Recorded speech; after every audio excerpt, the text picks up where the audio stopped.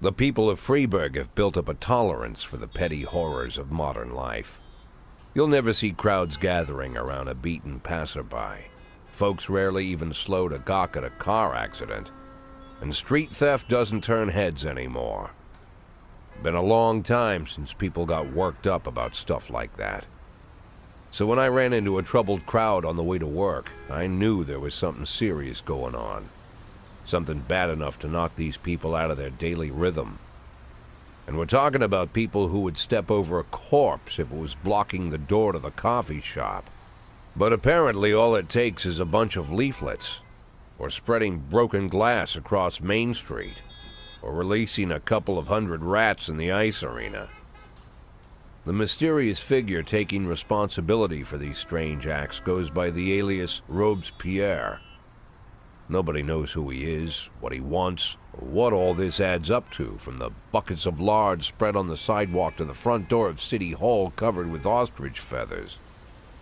But this strange cross between childhood pranks and cheap theatrics has got the people all worked up. Everyone understands when some Freiburg crook satisfies the basic human need to rob and kill. But when someone steals a lion from the local zoo and locks him in a cell below the courthouse, the people start asking questions. Myself, I kinda like this Robespierre.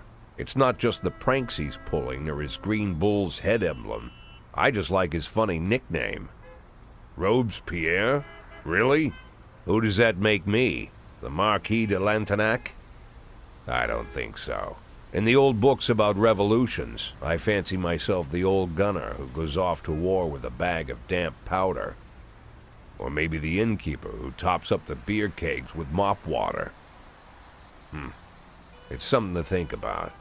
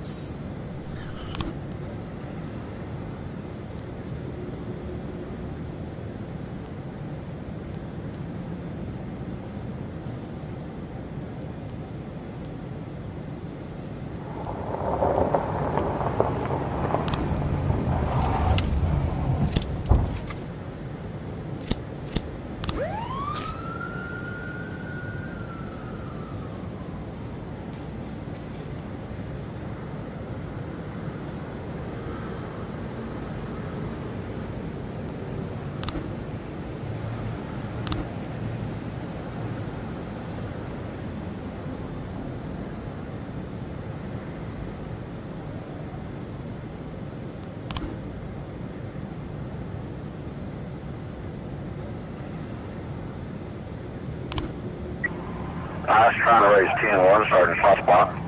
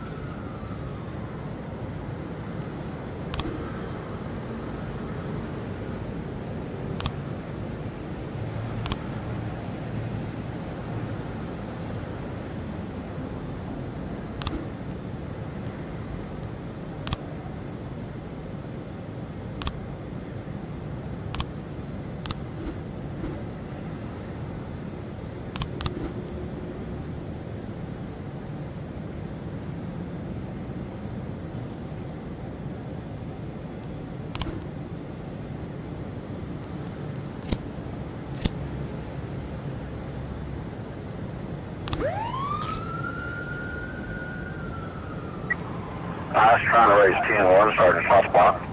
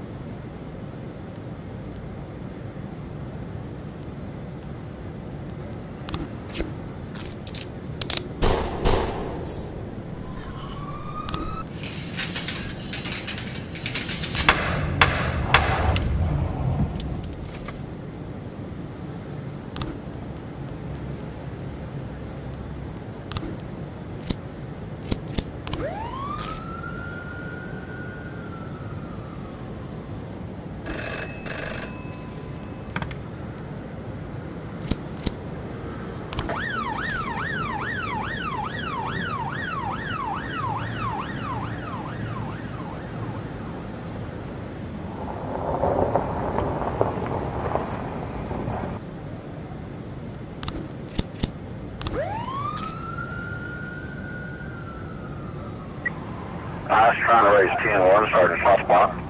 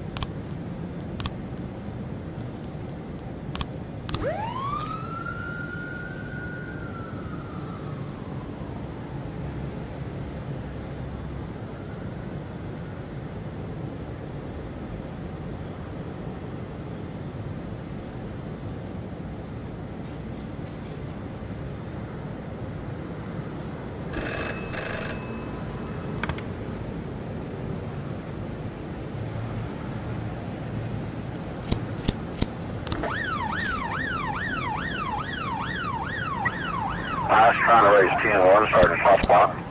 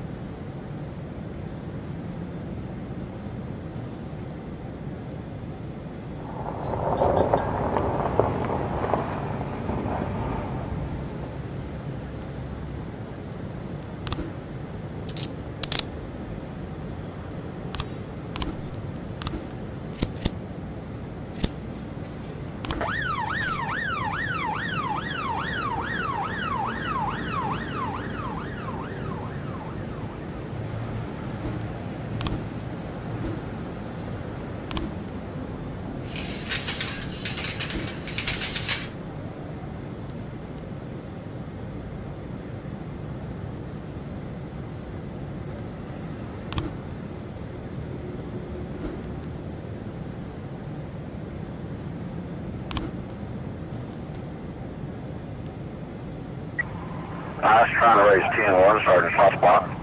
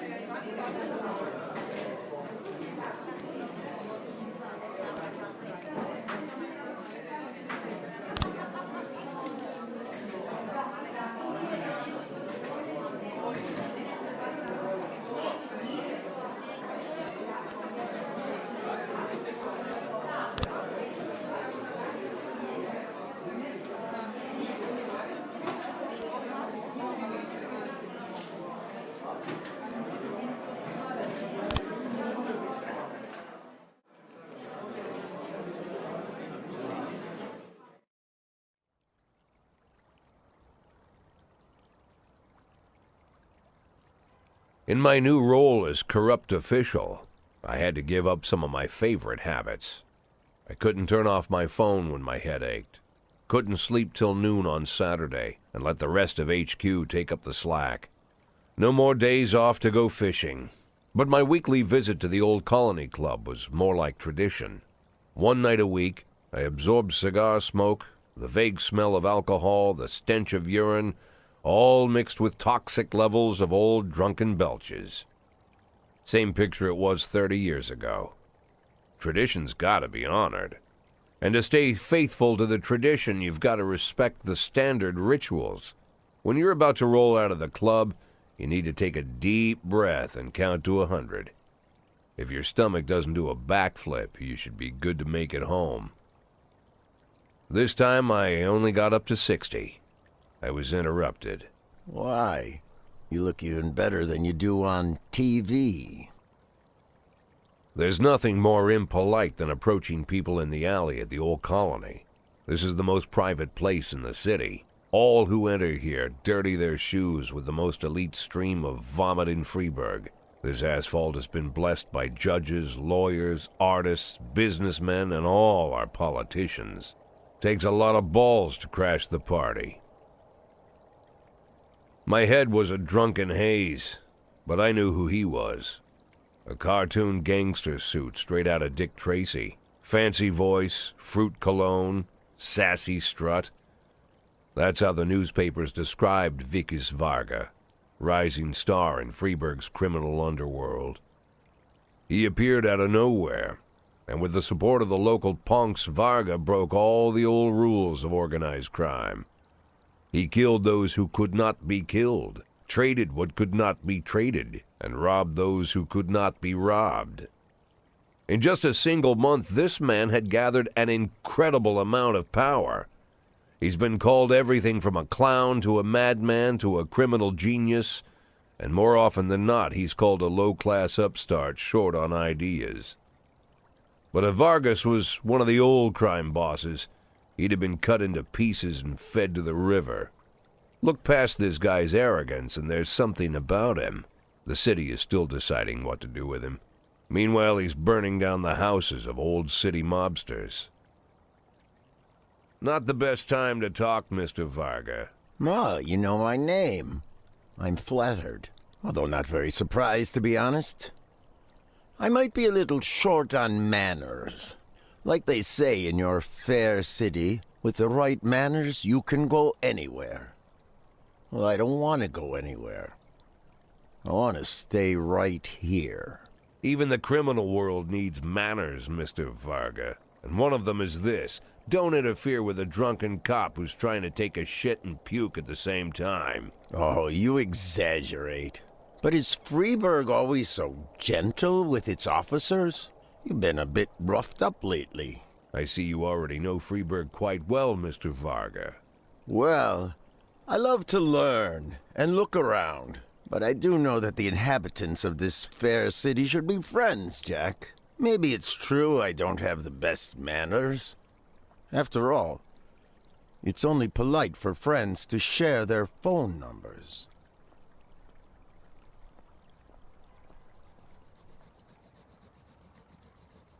This city of yours moves so fast. I feel like I'm hooked on amphetamines all over again. You wake up in the morning full of ideas, and by nightfall, you've all had each other killed. So don't wait too long to call. I don't mind if you're drunk. It's all the more fun. I'll be stoned myself, most likely. Hell, I'm a little stoned right now. It's the only way to live in this place. I like your city, Jack. I'm here to stay. If it weren't for the phone number written on my arm, I probably wouldn't have remembered the conversation in the morning.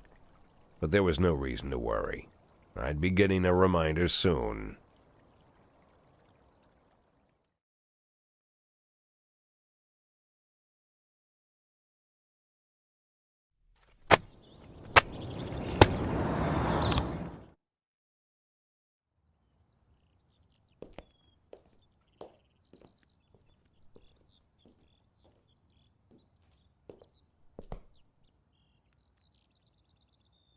My morning ritual was plagued by the smell of Vicus Varga's fruity cologne. It was like the sharp citrus scent was chasing me around the house, as if Vicus was right there in my living room.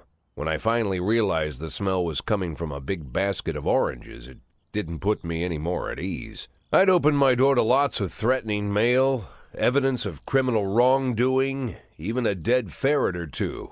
But fruit? Never.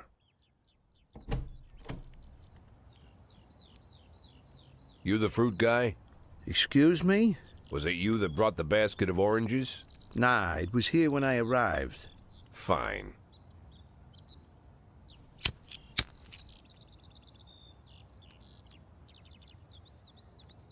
So who are you? Today, I'm your driver. And where are we driving? To work. That's it? Yeah, we have to make an important stop along the way. Where? The ranch. What ranch? Just the ranch. Fine. The morning seemed surreal, and I took in the magic. Why wreck it with meaningless chatter? As my tight-lipped chauffeur drove an hour through God knows where, I started to feel like I was in the middle of a bad dream, probably lying bloody and concussed in the alley behind the old Colony Club, my nose buried in a rotten orange peel. But no, this was no dream. The silence was real. The sound of the engine was real. The dust was real enough, too. And there was the ranch over the horizon. It all seemed familiar. The Sand family's overbearing mansion has been the talk of the headlines for decades, but few have managed to get closer than a few miles. I guess I'm just lucky.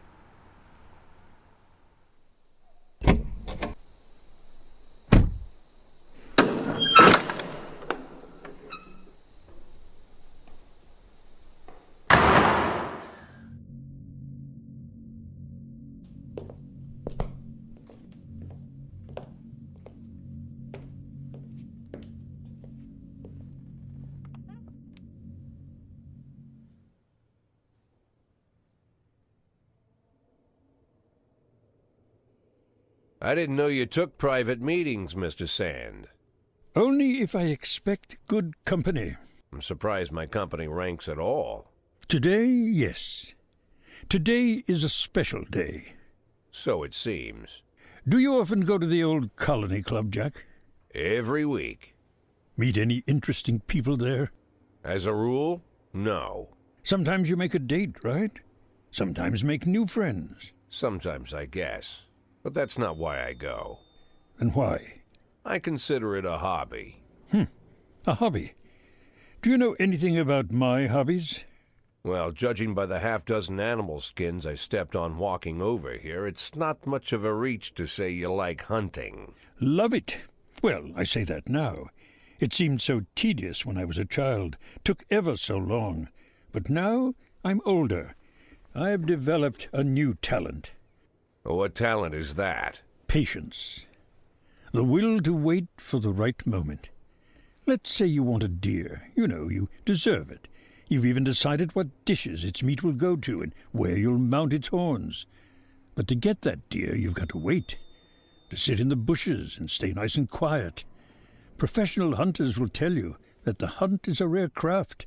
There are many rules. It's shrouded in mystery and ancient skill. Well, that's all complete nonsense. To get a deer, you just sit on the sidelines for a long enough time, pinpoint the moment when it's finally time to shoot. I learned the talent, Jack, but not like you, oh, Jack. You truly are the master. I don't understand. Oh, come on, Jack. I know about the 500,000. I know your plan. Kendrick told me everything. Needless to say, I'm impressed. While some people learn to hold their breath for minutes on end and not to rustle the leaves too loudly, why you decided to just become the foliage. You turned yourself into a bush, surrounded by deer who've been so fruitfully multiplying for decades. But all this time you've held your rifle at the ready. Forgive an old man his imagery, Jack. I've the heart of a poet, I confess. Look, I don't know what was said between you and Kendrick, but it sounds like you got it wrong. Oh, I think I understand everything just fine. And I think we understand each other quite well. Jack, in the coming war, we'll make excellent partners. What war? One war falls upon every generation. My grandfather drove out the Ambersons back when he was 27. My father destroyed that psychopath gangster Maurice Bell when he was a sprightly 30. At 69, I'd begun to think my war had passed me over. But my time has come at last. Tomorrow Vickis Varga declares war, and I'm obliged to answer. So, we're talking about Varga now. I don't know how he thinks. I don't even know whether he plans his actions or not. I can't divine his purpose. Hell, I don't even know where he comes from. He's a man not of our breed, wouldn't you say? But when he arrived here, I invited him in, told him we could work together. An official invitation penned in my own hand and written on some very expensive paper. And can you imagine his reply? A fruit basket. What sense can be made of such a message? I guess it means whatever you want it to. Precisely. I'm late for work, Mr. Sand. You know, Jack, I could just give you $500,000 right now, cash, whatever denominations you like. But I would never insult you so. If I went stalking my prey for so many years, I wouldn't want someone else to shoot it for me. I understand you, Jack, and I'll never ask you for anything that's contrary to your nature. Just think about our conversation. Think about it, and call me.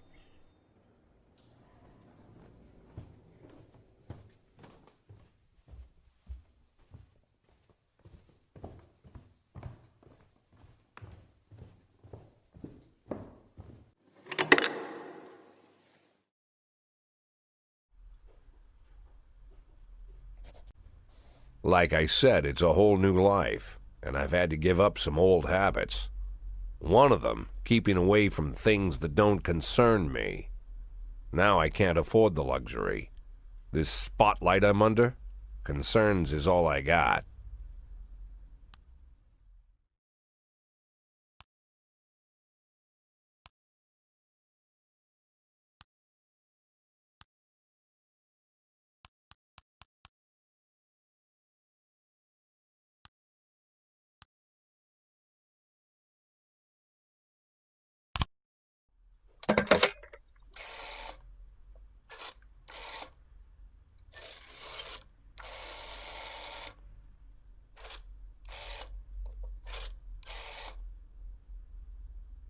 Tell him it's Boyd.